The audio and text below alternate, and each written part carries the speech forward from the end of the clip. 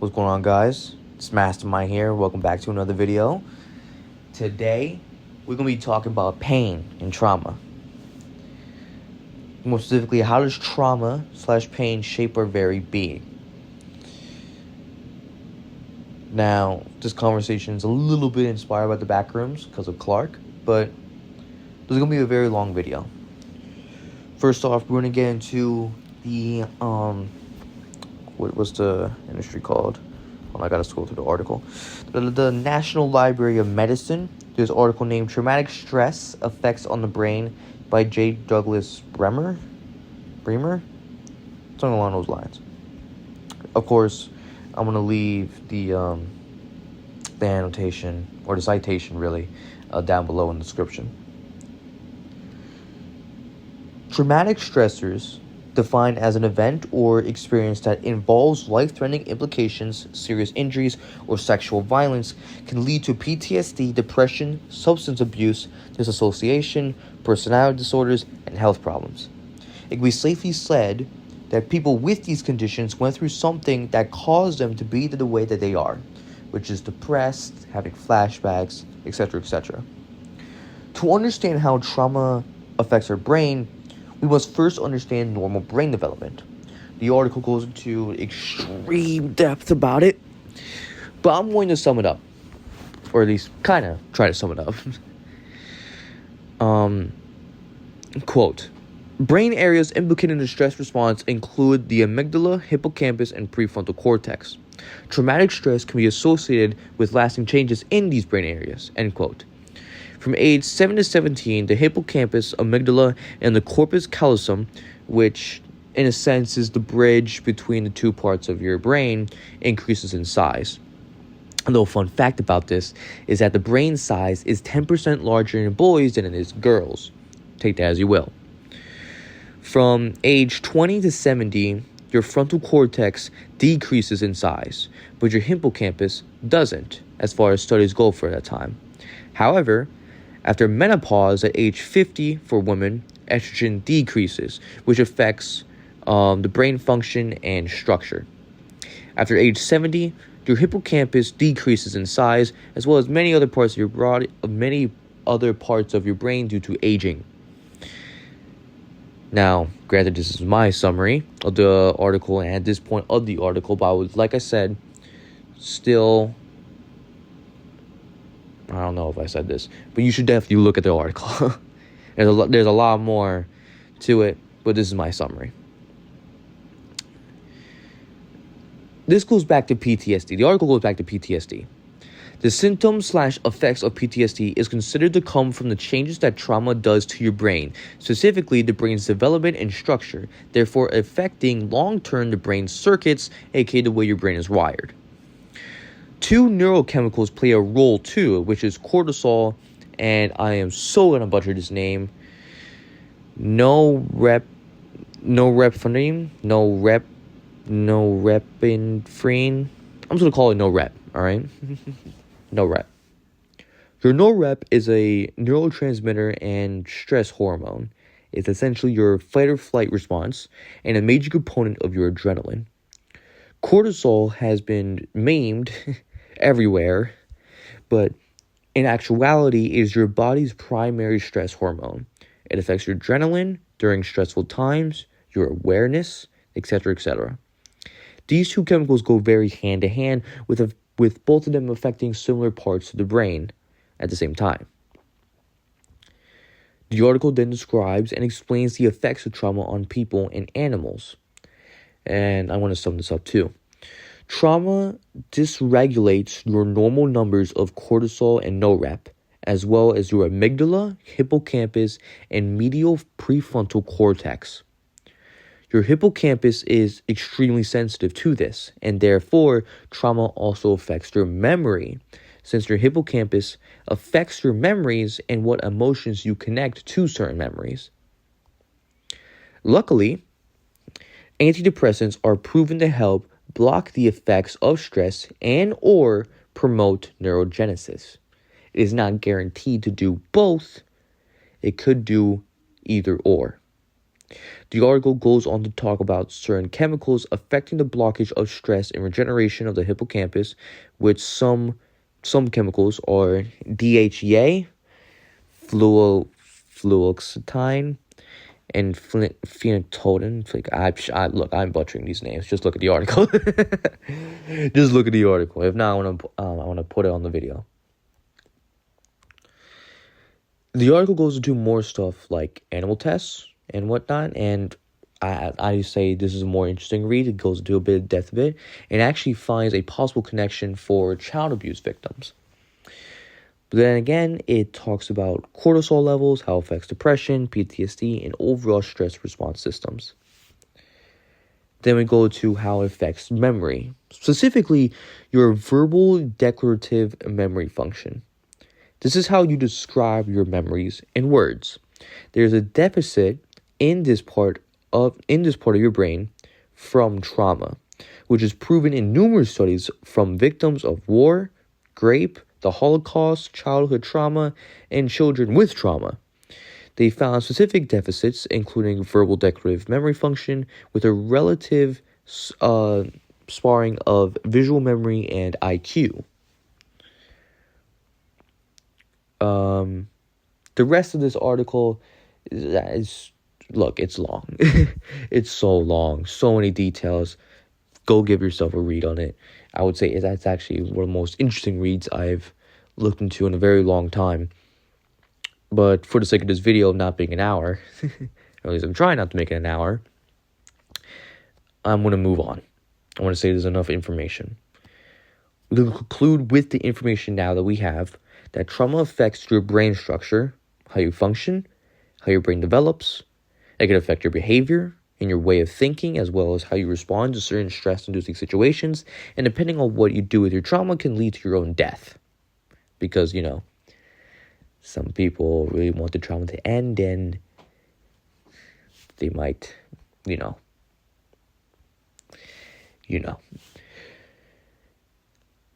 Earlier in this video, I mentioned how the article says that trauma could cause depression, PTSD, substance abuse, etc., etc. I would say that all these people are in pain by their trauma. Their trauma has permanently, or at least long-term, have affected them. And they want to avoid it, stop it, make it go away. You get the gist. We all inevitably experience something that will change our lives, especially regarding pain. We will all experience pain. It could be actual abuse, war, maybe a heartbreak, or a life or death situation.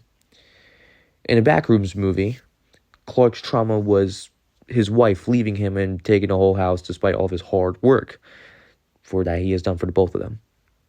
He has whined and blamed other things for certain parts of his life, as Mary points out right before he dies, and hatred on certain things because he wanted to avoid pain. Perhaps his pain before the heartbreak was shame. He played the blame game, and people played this kind of game to shield their ego, to try to keep control of their lives, or most importantly, to avoid shame. Now, what shame was he trying to avoid? Maybe all of it? Who knows? He's dead anyways. Killed by his symbolic alter ego. I want to say that pain shapes us, how we react to certain stimuli. From here, we get into stuff like conditioning, which is proven to work. There's an actual, it actually even further proves my point. There's plenty of experiments on it. The little Albert experiment is one thing, and that child has been permanently affected. I remember seeing a video on it online. I'm going to try to look at it. If I can, I'll put it in the description. There's this video that talks about little Albert and how he grew up, or supposedly how he grew up.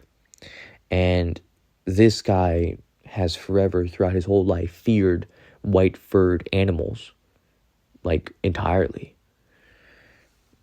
And it's so bad that oftentimes they have to leave the animals in a separate room or just out of the house entirely right? Any white furred animal.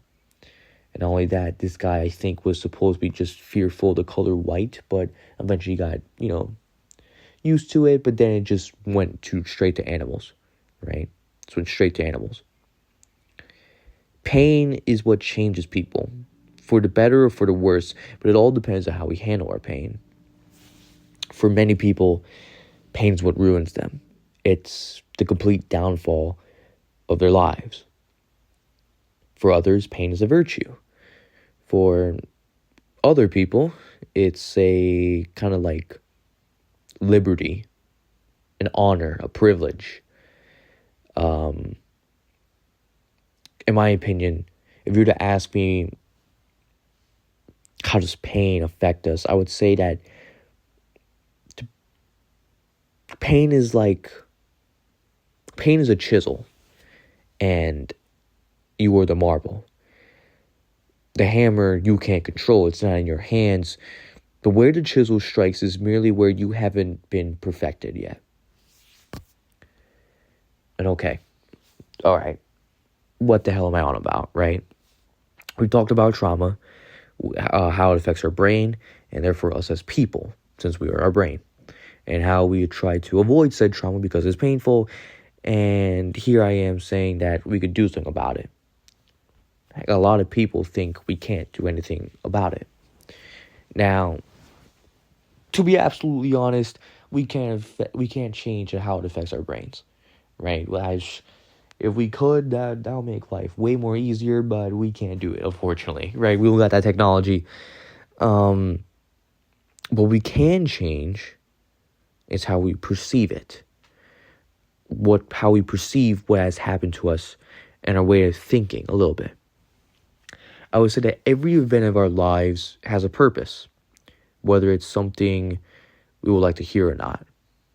Even those who had witnessed something terrible, like their child die, right? Child die by cancer at the age of 6, right?